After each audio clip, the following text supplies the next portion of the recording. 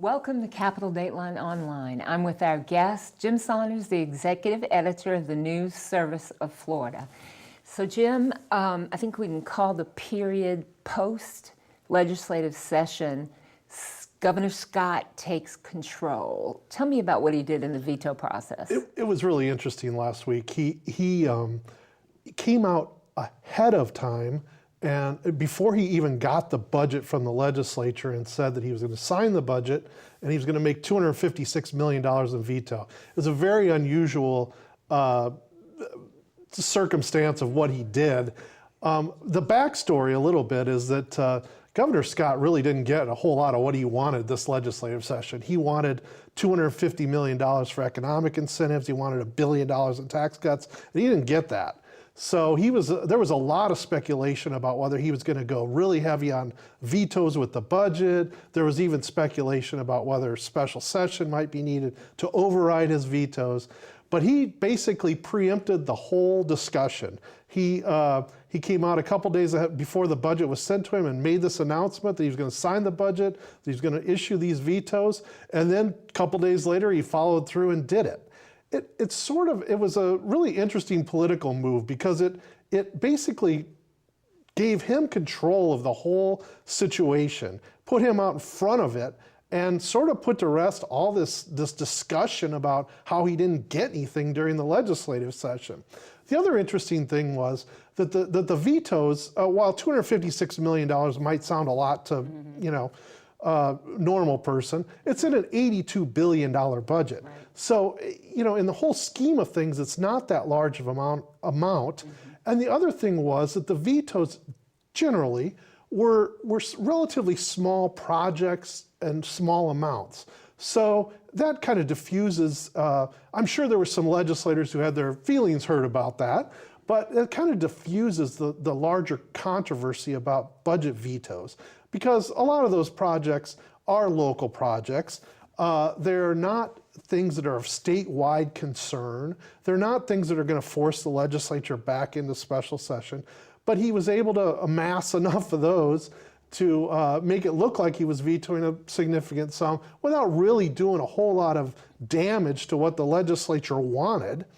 And the other thing was kind of interesting comment by the Senate Appropriations Chairman Tom Lee. He said he expected twice that many vetoes. So it wasn't even that much that it really was a major issue. And the legislative leaders basically said, that's fine, and they've moved on, and now they're back home running for election, and it's kind of all passed us by really quickly. Yeah. Let's talk about Marco Rubio. Last week we talked about the fact that he had dropped out of the presidential race, and now he has said he's not interested in running for governor or for the Senate, so. What does that open up for any other candidates who are running for governor? Well, the biggest speculation around Tallahassee for months was if Marco Rubio's presidential candidacy didn't turn out well, which it didn't, right. that he might run for governor in 2018. That would make a very competitive race because Agriculture Commissioner Adam Putnam everybody thinks and pretty much knows he's going to run for governor in 2018. He has been out there raising money. He's been out there making a lot of appearances and laying the groundwork for a gubernatorial run. So the question was whether Rubio would run against Putnam in the Republican primary, which would have been a battle royale. And but Rubio said last week that he is not going to run for governor. So that really helps Adam Putnam's bid for the governorship in 2018. There are other names that kind of float around out there sometimes, but Putnam is definitely the most prominent. The other thing that happened was that Attorney General Pam Bondi basically said she'd support Putnam in 2018. She's another one whose name sometimes floats around. She's taken off the table. So it could really help Adam Putnam. Democratic side, we don't know who's going to run for governor in 2018. There's names like Bob Buckhorn, the Tampa mayor. Mm-hmm. Some other names like that float around. But we don't know at this point, but Putnam's already laying the groundwork for this campaign. And he's popular. He is popular. He's been elected now statewide twice, which has got his name out there. He, also was in Congress for Right. a number of years from Polk County. He's very tied in with the agriculture industry. He also, was in the legislature before he went to Congress. So he's got a lot of ties. The other thing is he'll tell you, I mean, he talks about being, I think it's a 6th generation Floridian or something like that. So there's a lot of old ties there too, particularly in that Central Florida area, and he's pretty well known. So as we head into the elections this fall, there's still one little bump in the road, which is a redistricting trial, and that's going to be with Congresswoman Corinne Brown. Yeah, I mean, there's a hearing Friday of this week in federal court in Tallahassee. There's been litigation for now 3 years about redistricting, and essentially both congressional and state Senate districts were redrawn to apply to this fall's elections. There's considerable changes. Corinne Brown has the last challenge out there. She has filed a federal lawsuit trying to block the use of a new district for her. She has had this district basically since 1992 in various forms, running from Jacksonville to Orlando.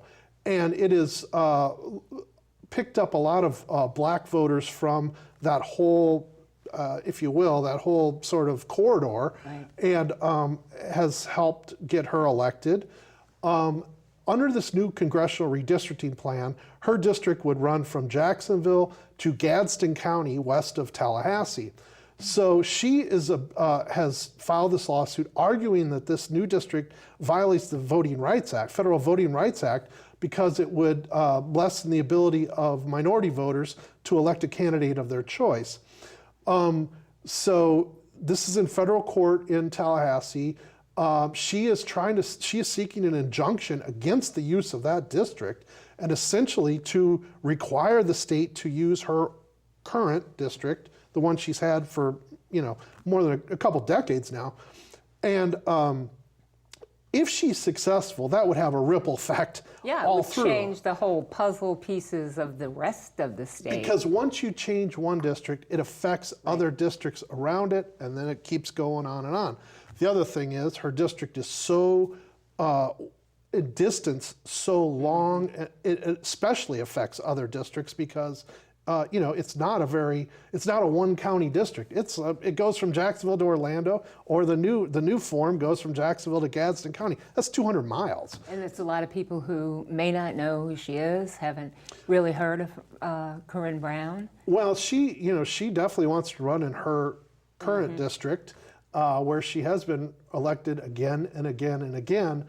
If she has to run east-west instead of north-south, she's going to be in front of a bunch of voters who don't know her. On the other hand, she has been in office in the state since, I think, the 80s. She was in the legislature. So she's been around a long time. She has a lot of ties to people. She also has a very strong base, historically has had a very strong base in Jacksonville, particularly in the Jacksonville Black community, which would be part of the district either way. So from that standpoint, she would still have a base to run in. So she could still very well take that election. Yeah, the voting rights. There's the League of Women Voters and Common Cause that basically have led all this litigation to redraw districts. They argue in court papers that she can win the new district too. That it is not something that would prevent a minority candidate from winning that new district.